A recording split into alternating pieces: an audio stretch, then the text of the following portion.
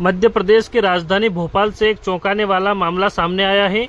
यहां एक बांग्लादेशी नागरिक अब्दुल कलाम, जो पिछले करीब 8 वर्षों से नेहा नाम से किन्नर का भेष धारण कर भोपाल शहर में रह रहा था। उसने फर्जी दस्तावेजों के माध्यम से खुद को भारतीय नागरिक साबित किया और समाज के बीच पूरी तरह घुल मिल गया। इंटेलिजेंस यूनिट की सतर्कता के चलते उसकी असली पहचान उजागर हुई है। फिलहाल वह भोपाल के तलैया थाने की पुलिस हिरासत में है और खुफिया एजेंसी उसे पूछताछ कर रही है। फर्जी दस्तावेजों से बनाई भारतीय पहचान। पुलिस जांच में खुलासा हुआ है कि अब्दुल कलाम ने फर्जी आधार कार्ड, पते और अन्य पहचान से जुड़े दस्तावेज बनाकर न सिर्फ भारतीय नागरिकता का दावा किया, बल्कि उन्हीं दस्तावेजों की मदद से वह सरकारी योजनाओं और सेवाओं का भी लाभ उठा रहा था। उसके पास से बरामद हुए दस्तावेजों में पासपोर्ट साइज के फोटो, संवेदनशील दस्तावेज भी शामिल हैं। अब्दुल कलाम भोपाल के बुधवारा क्षेत्र में नेहा किन्नर के नाम से रह रहा था।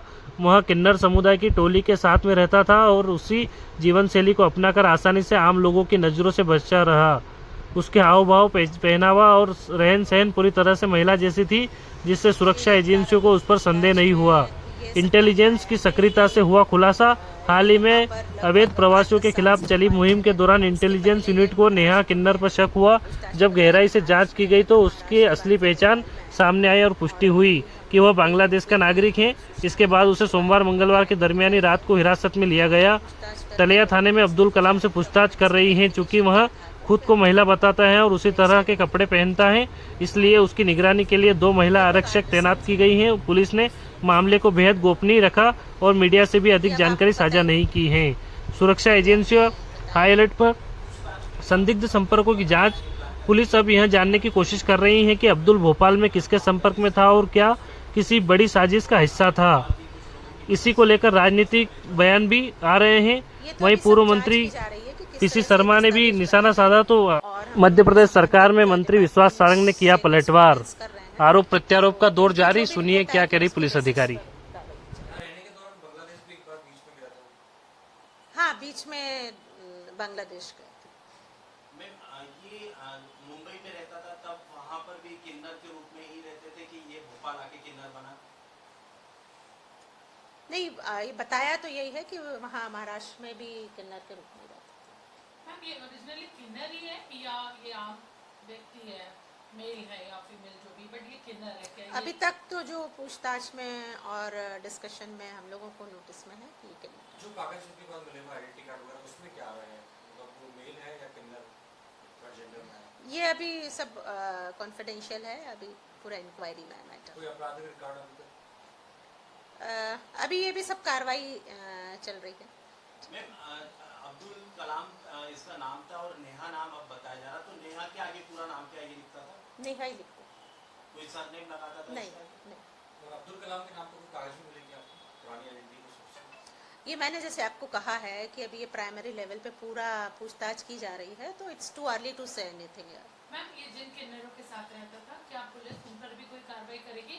क्योंकि उन्होंने भी ये जानकारी नहीं दी थी कि बांग्लादेशी है। ये पूरे जो फैक्ट्स आएंगे उस पर, उसके आधार पे जो भी हम लोगों की फाइंडिंग्स होगी, फिर उसके एक समग्र रूप से ही सारा विश्लेषण होगा। उसके आधार पर जो भी कार्रवाई होगी वो विधिक कार्रवाई होगी। लेकिन उसकी भूमिका संदिग्ध लग रही है आपको? किसकी? जो अपना बताया कि इस प्रकार से कौन-कौन से मामलों में हो सकता है?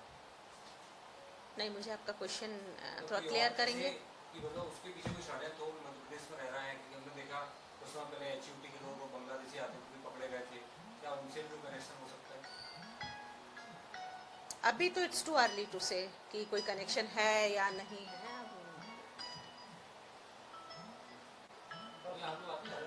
हो गया? नहीं, मैंने 1 किया तो भेज दिया, चल भी गया। मामला ये हटा लेते हैं। ये हटा। जब तक कैमरे चलेंगे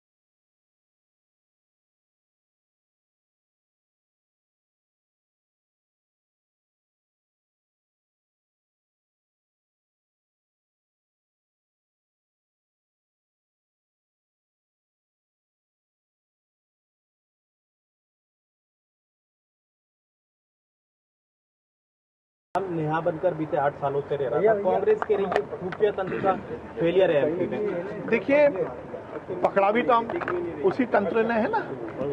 एक मुहिम चली है और ये सुनिश्चित करने के निर्देश दिए हैं कि किसी भी तरह यदि ऐसी कोई जानकारी मिलती है तो तत्काल प्रभाव से उस पर कार्रवाई की जाए।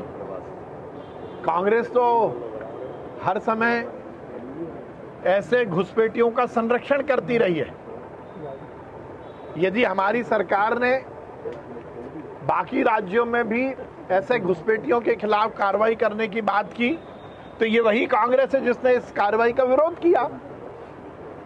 और मैं सुनिश्चित करना चाहता हूं कि इस तरह से यदि कोई भी अपना भेष बदल कर रहता है तो उसको पकड़ा भी जाएगा, डिपोर्ट भी किया जाएगा और जो कार्रवाई होगी वो भी की जाएगी।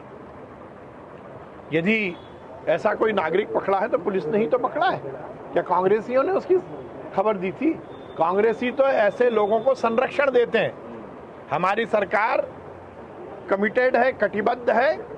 इस तरह यदि कोई भी नागरिक होगा तो उसको पकड़ा भी जाएगा, उसके खिलाफ कार्रवाई की सर हरदा करने सर, राजधानी भोपाल में बांग्लादेशी नागरिक गिरफ्तार हुआ है और एक खुफिया तंत्र की नाकामी कहें इसको कि 8 साल से वो लगातार भोपाल में नाम बदल कर रह रहा था, बांग्लादेश से आया हुआ।